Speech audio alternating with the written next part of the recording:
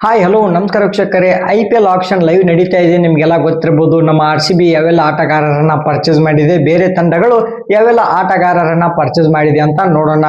ಅದಕ್ಕಿಂತ ಮುಂಚೆ ಪ್ರತಿಯೊಂದು ಕ್ರಿಕೆಟ್ ಅದು ಆಕ್ಷನ್ ಬಗ್ಗೆ ಅಪ್ಡೇಟ್ ಬೇಕಂದ್ರೆ ಚಾನಲ್ಗೆ ಸಬ್ಸ್ಕ್ರೈಬ್ ಮಾಡಿ. ನಾನು ಯಾವುದೇ ಒಂದು ವಿಡಿಯೋ ಹಾಕಿದ್ರೆ ನಿಮ್ಮ ಮೊಬೈಲ್ಗೆ ನೋಟಿಫಿಕೇಶನ್ ಬರುತ್ತೆ. ಮೊದಲನೇ ಹೆಸರು ಜಾಕ್ ಪ್ರೆಷರ್ ಅವ್ರದ್ದಿತ್ತು. ಫಾರಿನ್ ಪ್ಲೇಯರ್ ನಿಮ್ಗೆ ಗೊತ್ತಿರಬಹುದು. ಕಳೆದ ಬಾರಿ ಡೆಲ್ಲಿ ತಂಡದಲ್ಲಿ ಆಡಿದ್ರು. ಅಂದ್ರೆ ಅದಕ್ಕೆ ಪ್ರೀವಿಯಸ್ ಇಯರ್ ಅವ್ರು ಆಡಿದ್ರು. ಬಟ್ ಇವಾಗ 2 ಕೋಟಿ ಅವರ ಒಂದು ಬೇಸ್ ಪ್ರೈಸ್ ಇತ್ತು. ಅವರು ಅನ್ಸೋಡ್ ಆಗಿದ್ದಾರೆ. ಯಾವುದೇ ಒಂದು ತಂಡ ಕೂಡ ಇವ್ರನ್ನ ಪರ್ಚೇಸ್ ಮಾಡಕ್ಕೆ ಮುಂದಾಗ್ಲಿಲ್ಲ.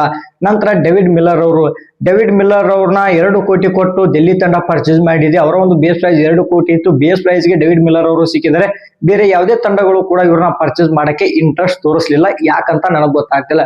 ನನ್ನ ಪ್ರಕಾರ ಒಂದ್ 8 ಕೋಟಿ ಮಟ್ಟ ಹೋಗ್ಬೋದು ಅಂತ ನಾನು ಅನ್ಕೊಂಡಿದ್ದೆ.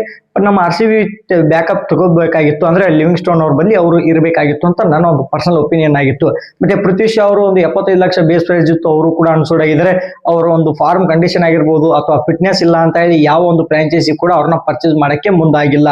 ನಂತರ ಡೆವಿನ್ ಕಾನ್ವೆ ಅವರು ಕೂಡ ಅನ್ಸೋಡ್ ಆಗಿದ್ದಾರೆ. ಅಂದ್ರೆ ಅವ್ರಿಗೆ ಇನ್ನೊಂದು ಸುತ್ತ ಬರುತ್ತೆ, ಅಲ್ಲಿ ಯಾರು ತಗೋತಾರೆ ನೋಡ್ಬೇಕು. ಬಟ್ ಇವಾಗ ಫಸ್ಟ್ ಸುತ್ತಲಿನೇ 2 ಕೋಟಿಗೆ ಅನ್ಸೋಡ್ ಆಗಿದ್ದಾರೆ ಡೆವಿನ್ ಕಾನ್ವೆ ಅವರು. ನಂತರ ಕ್ಯಾಮರಾನ್ ಗ್ರೀನ್ ಅವರು.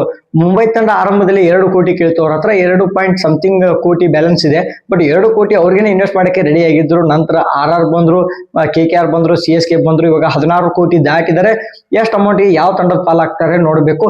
CSK ಮತ್ತೆ KKR ನಡುವೆ ಇಬ್ಬರಲ್ಲಿ ಒಬ್ರು ತಗೋಬಹುದು. ನಮ್ಮ RCB ತಂಡ ಇದುವರೆಗೂ ಯಾರನ್ನೂ ಪರ್ಚೇಸ್ ಮಾಡಿಲ್ಲ. ಇವಾಗ ತಾನೇ ಸ್ಟಾರ್ಟ್ ಆಗಿದೆ. ಇನ್ ಕೇಸ್ ನಮ್ಮ RCB ಯಾರಾದ್ರೂ ಬಂದ್ರೆ ಪಟ್ ಅಂತ ವಿಡಿಯೋ ಮಾಡಿ ತಿಳಿಸೋ ಪ್ರಯತ್ನವನ್ನ ನಾನು ಮಾಡ್ತೀನಿ. ಸೊ ಸಬ್ಸ್ಕ್ರೈಬ್ ಮಾಡ್ಕೊಳ್ಳಿ. ಅವಾಗ ನೋಟಿಫಿಕೇಶನ್ ಬರುತ್ತೆ. ಅವಾಗ ಈಸಿ ಆಗುತ್ತೆ ವಿಡಿಯೋ ನೋಡಕ್ಕೆ. ಮುಂದಿನ ಒಂದು ವಿಡಿಯೋದಲ್ಲಿ ಭೇಟಿ ಆಗೋಣಂತೆ. Thank you.